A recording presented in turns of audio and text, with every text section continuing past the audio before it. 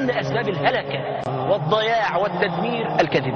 الكذاب يمحو الله البركة من كل أمر من أمور حياته. كيف تقيمون مستوى التعاون الاقتصادي وبين البلدين وأهمية الشراكة بين المملكة وتونس؟ المعروف أنه المملكة أول مستثمر وأكبر مستثمر في تونس.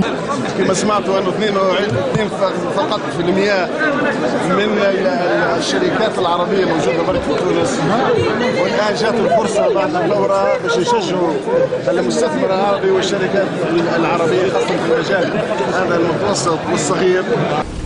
المعروف أنه المملكة أول مستثمر وأكبر مستثمر في تونس.